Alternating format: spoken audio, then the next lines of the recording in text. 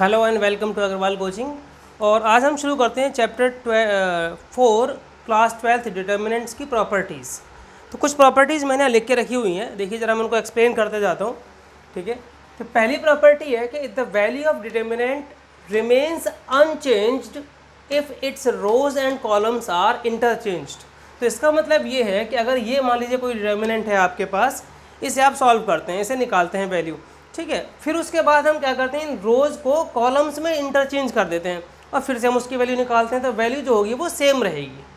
ठीक है, फिर से देखिए, value of determinant remains unchanged if its rows and columns are interchanged.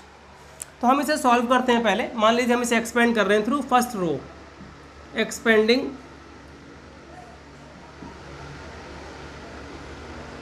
Through first row, R1 के थ्रू एक्सपेंड कर रहे हैं। तो मैंने समझाया था पिछली क्लास में एक्सपेंड हम कैसे करते हैं। ठीक है, ये 2 बाहर आएगा और ये पूरा कॉलम और ये पूरी रो छूट जाएगी, बाकी बचेंगे ये 4। तो 0 -20, बीच में माइनस का साइन लगाएंगे हम, बिकॉज यहाँ पॉजिटिव होता है, यहाँ नेगेटिव फिर पॉजिटिव आएगा। ये मैंने पहले बता चुका हूँ कि क्यों आता है ये। ठीक है, फिर आपने ये लिया -3, तो प्लस का 3 हो गया। फिर उसके बाद आप क्या करेंगे, इस पूरे कॉलम को, इस पूरी रो को छोड़ देंगे। अब ये आएगा -42 माइनस ये 4, फिर आएगा अगला 5, फिर आप ये कॉलम और ये रो छोड़ देंगे। अब आएगा 30 - 0। तो आप इसे सॉल्व करें, कितना आएगा ये। ठीक है, ये हो गया -40, ये माइनस के 46 इंटू 3, 46 इंटू 3, 3 6 18 और माइनस का आएगा 3 6 18, 3 4 12 and 1 13 and this will be plus 150। तो ओवरऑल क्या बचेगा, 138 एंड 40 माइनस के हो गए कितने, 178 प्लस 120 150, तो माइनस बचा 28। ये हुआ आपका इसका एक्सपेंशन। उसके बाद हमने क्या किया, रो और कॉलम्स को इंटरचेंज कर दिया। तो इंटरचेंज करने के बाद क्या आएगा, 2 -3 5, ये जो रो है वो कॉलम में कन्वर्ट कर दी। 6 0 4 1 5 -7। अब आप इसे एक्सपेंड करो फिर से फर्स्ट रो के थ्रू, तो डिटर्मिनेंट क्या आएगा, फर्स्ट रो के थ्रू, R1 के थ्रू हम इसे फिर से एक्सपेंड कर रहे हैं। तो 2 बाहर आएगा, अंदर आएगा 0 -20 -6, अब ये पूरा छूट गया, बचा 21 -25, फिर 1 आएगा, फिर उसके बाद ये और ये छूट जाएगा, -12 -0 यानी कि -12। अब आप इसे देखो कितना आएगा, -40 और यहाँ से कितने बचे, -4 इंटू -6 दैट मीन्स +24 और -12, -40 एंड -12 -52 +24 बचेगा -28। तो पहले भी यही आ रहा था, अभी भी यही आ रहा है। इसका मतलब अगर आप रो और कॉलम्स को इंटरचेंज कर देते हैं तो उसकी वैल्यू पर कोई फ़र्क नहीं पड़ता। ये हुई आपकी पहली property, value of the determinant remains unchanged. ठीक है, if you change the rows and columns, interchange. ठीक है, सेकेंड प्रॉपर्टी है, इफ़ एनी 2 रोज और columns are interchanged the sign of determinant changes. अब देखो दोनों में क्या फ़र्क है, इसमें था कि रो और कॉलम्स को आपस में इंटरचेंज किया है, रो एंड कॉलम्स को, और सारे रो और सारे कॉलम्स। और यहाँ पर क्या है कि कोई भी 2 रो या कोई भी 2 कॉलम्स को इंटरचेंज कर रहे हैं। ठीक है, तो उस केस में 2 रो सिर्फ रो एंड कॉलम, रो को कॉलम में, कॉलम को रो में नहीं। ठीक है, सिर्फ क्या करना है, 2 रो को आपस में आगे पीछे कर दिया या 2 कॉलम्स को आगे पीछे कर दिया तो साइन उसका पलट जाएगा। ठीक है, अब देखो ये हुई प्रॉपर्टी फर्स्ट। अब हम प्रॉपर्टी सेकंड चेक करते हैं, आप इसे नोट कर सकते हैं, वैसे सिंपल सा है ये। वैल्यू तो हमने निकाली ली -28। अब हम प्रॉपर्टी सेकंड चेक करते हैं। अब हम क्या करते हैं कि रो 1 और रो 2 को चेंज कर देते हैं आपस में। लेटर से पहले हम अप्लाई करते हैं, R1 is interchange with R2। तो 6 0 4 वो ऊपर चला जाएगा और 2 -3 5 नीचे आ जाएगा और 1 5 -7 यहाँ आ गया। ठीक है, और अब हम इसका डिटर्मिनेंट निकालते हैं। तो जब आप इसका डिटर्मिनेंट सॉल्व करते हैं, फिर से हम फर्स्ट रो के थ्रू एक्सपेंड कर रहे हैं, तो 6 अंदर क्या आएगा, 21 -25, बीच में 0 है तो आप उसे छोड़ ही दीजिए।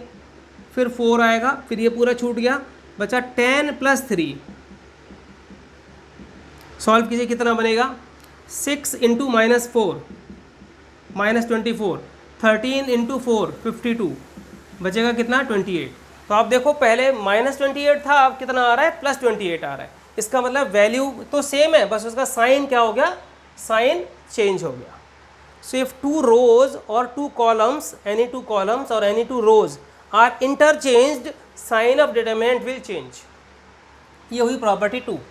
Property 3, if any 2 rows or columns are identical, the value of determinant is 0। तो पहले प्रॉपर्टी 4 करवाता हूँ मैं आपको, बिकॉज वो मैंने कर रखा है वहाँ पर, ठीक है। फिर मैं आपको 3 समझाता हूँ। If each element of a row और column is multiplied by a constant, value of determinant gets multiplied by that constant, ठीक है। इसका मतलब ये हुआ प्रॉपर्टी 4,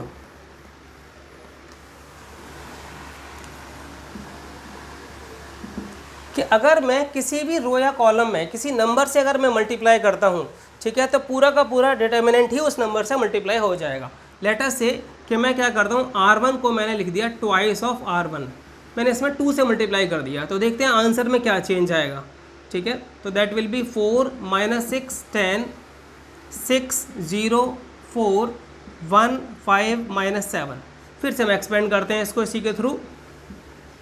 4 अंदर आएगा 0 - 20, यानी कि -20 + 6 आएगा बीच में, फिर ये छूट जाएगा, ठीक है। तो बचेगा क्या? -42 और -4, फिर 10 आएगा, तो बचेगा 30 - 0। तो ये हो गया कितना? -80। ये हो गया -46 × 6, 6 6 जा 36, 6 4 जा 24 एंड 3 27, माइनस का 276, और ये हो गया प्लस का 300, ठीक है। अब आप इनको चेक करोगे तो इसका आंसर आएगा आपके हिसाब से -56। इन दोनों को प्लस करके आप इसमें से माइनस करेंगे तो आपके पास क्या बचेगा? -56। इसका मतलब क्या हो गया? इसका जस्ट डबल हो गया, बिकॉज मैंने एक रो में 2 से मल्टीप्लाई किया, तो इसका मतलब ये होगा कि पूरा का पूरा डिटर्मिनेंट उसी नंबर से मल्टीप्लाई हो गया। तो ये हुई प्रॉपर्टी 4, कि इफ़ ईच एलिमेंट और पूरे का नहीं, किसी एक रो या किसी एक कॉलम में, ठीक है, किसी एक रो या किसी एक कॉलम के सारे एलिमेंट्स अगर आप मल्टीप्लाई करते हैं किसी नंबर से, तो वो पूरा का पूरा डिटर्मिनेंट उसी नंबर से मल्टीप्लाई हो जाता है। अब हम बात करते हैं प्रॉपर्टी नंबर 3 की, तो मैं ये मिटा देता हूँ यहाँ से।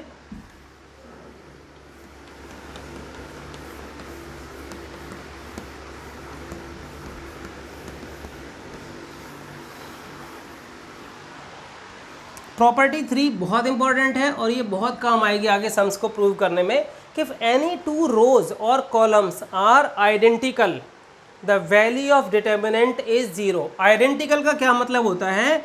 कि किसी भी रो या कॉलम के सारे करस्पॉन्डिंग एलिमेंट्स सिमिलर हो, सेम हो। जैसे मान लीजिए मैंने कोई एक लिखा है यहाँ पर 203, और यहाँ पर भी लिखा 203 1 4 एंड 5, ठीक है। अब आप यहाँ देखोगे ये दोनों रो आपस में क्या है? आइडेंटिकल हैं, सिमिलर हैं, तो इसका जो आंसर होगा वो 0 होगा। आप चेक कर सकते हैं। देखो मान लीजिए मैंने तुम्हें पहले भी शुरुआत में बात समझाई थी कि उस कॉलम या रो के थ्रू एक्सपेंड करो जिसमें ज़्यादा से ज़्यादा जीरोज़ हों। तो आपको पता है इसमें ज़्यादा से ज़्यादा जीरोज़ हैं, तो मैं इसी कॉलम के थ्रू एक्सपेंड करूँगा। तो I am expanding through C2, column 2। जब मैं कॉलम 2 से एक्सपेंड करूँगा तो पहले यहाँ क्या आएगा? 0 आएगा, अंदर चाहे जो मर्जी आए, फिर ये वाला 0 आएगा, फिर अंदर जो मर्जी आए, ठीक है, फिर ये आएगा। अब जब ये वाला एलिमेंट आएगा तो ये कौन सी पोजीशन पे है? देखो वैसे तो ये भी नेगेटिव होना चाहिए था, ठीक है, ये पॉजिटिव होना चाहिए था, लेकिन ये जो 4 है ये पोजीशन है 3rd row and 2nd column की, तो इसका मतलब कैसा आएगा? नेगेटिव साइन आएगा, तो -4। और अंदर क्या आएगा? ये और ये छूट गया, ठीक है, ध्यान से देखो, ये और ये छूट गया, बचा क्या? 6 - 6। ओवरऑल क्या आ रहा है? 0। तो ये भी 0, ये भी 0, और आप -4 से मल्टीप्लाई करेंगे 0 में, तो ये भी 0।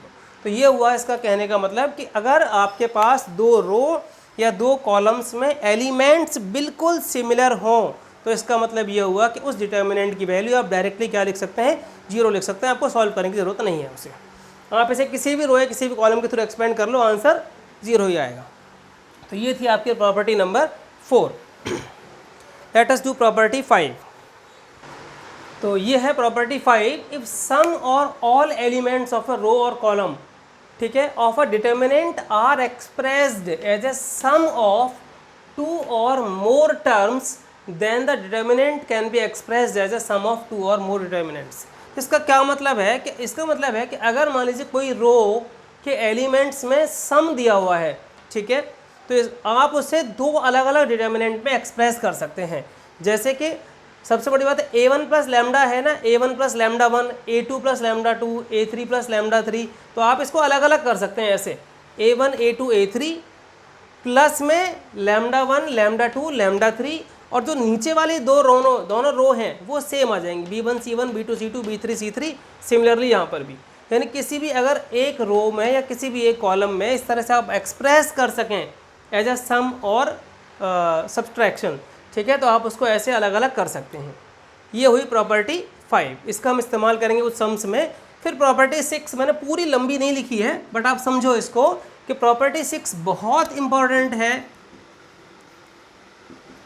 और उसमें है R i equals to R i plus k R जे।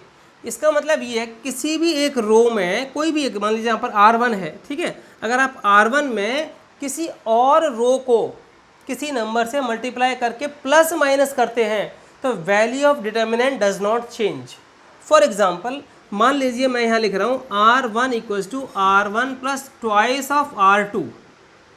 तो मैंने क्या किया, R1 में R2 का डबल करके प्लस कर दिया, ठीक है, और देखते हैं वो क्या बनेगा। जब मैं इसको डबल करके प्लस करूंगा तो ये A क्या बन जाएगा, देखिए ज़रा ध्यान से, इसका डबल मैं इसमें प्लस कर रहा हूँ तो इसका डबल हो गया 12 मैंने इसमें प्लस कर दिया तो ये हो गया कितना 14। इसका डबल में इसमें प्लस करूँगा तो कोई फ़र्क नहीं पड़ेगा, ये ऐसे ही रहेगा। और इसका डबल 8 हो गया, मैंने यहाँ प्लस किया तो 13 हो जाएगा, ठीक है, और ये 6 0 4 1 5 माइनस, ये ऑपरेशन मैंने लगाया है। अब इसका डिटर्मिनेंट निकालते हैं हम, क्या आएगा, ठीक है। फिर से हम फर्स्ट रो के थ्रू एक्सपेंड कर रहे हैं, तो बाहर आएगा 14 और अंदर आएगा 0 माइनस 20, फिर बीच में माइनस आता है, फिर ये माइनस का 3 है तो प्लस 3 हो गया, और अब क्या आएगा, ये और ये छूट जाएंगे, माइनस 42 माइनस 4 प्लस फिर 13 आएगा, ठीक है, और ये छूट जाएगा। जब 13 आएगा तो ये और ये पूरा छूट गया तो क्या बचेगा 30 माइनस 0 30। अब आप इसे सॉल्व करो तो ये कितना आ रहा है माइनस 280, ठीक है, minus 46 into 3, minus 46 into 3, 3 6 18, 3 4 12 13, minus 138 और प्लस 13 3 39 390। अब आप इसे सॉल्व करो कितना आता है, ठीक है, देखिए ये है माइनस 280 और माइनस 138, तो ये हो गया 8 11 3 and 1 4, माइनस के 418 प्लस का 390, क्या बचा माइनस 28। तो जितना ये पहले था ये सेम एग्जांपल है जो मैंने पिछली 4 प्रॉपर्टीज़ में लिया है, वही सेम एग्जांपल लिया है। तो पहले कितना था माइनस 28, अभी भी कितना है माइनस 28। इसका मतलब ये हुआ कि किसी भी रो को अगर आप मल्टीप्लाई करके किसी और रो में प्लस माइनस करते हैं तो इसका मतलब उसके डिटर्मिनेंट पर कोई चेंज नहीं आएगा। सिमिलरली आप कॉलम में भी अप्लाई कर सकते हैं कि मान लीजिए मैंने ये वाला कॉलम यहाँ लाके प्लस कर दिया, यानी 1 से मल्टीप्लाई किया और इसमें प्लस कर दिया, यानी मैं इसको ऐसे भी लिख सकता हूँ कि C2 equals to C2 plus C3 या माइनस C3। तो चेंज करने के बावजूद भी इसका जो आंसर आएगा वो माइनस 28 ही आएगा। तो ये है प्रॉपर्टी नंबर 6, ठीक है। और ये प्रॉपर्टी 5 थी कि अगर किसी भी रो या कॉलम को आप एज ए सम और सब्सट्रैक्शन आप अगर उसे एक्सप्रेस कर सकते हैं तो you can divide it into 2 parts, ठीक है। और इन्हीं सम्स का इस्तेमाल करके हम लोग शुरू करते हैं एक्सरसाइज 4.2। आप ये प्रॉपर्टीज़ ज़रूर नोट कर लें और ये बहुत इंपॉर्टेंट प्रॉपर्टीज़ हैं, दे विल बी यूज्ड।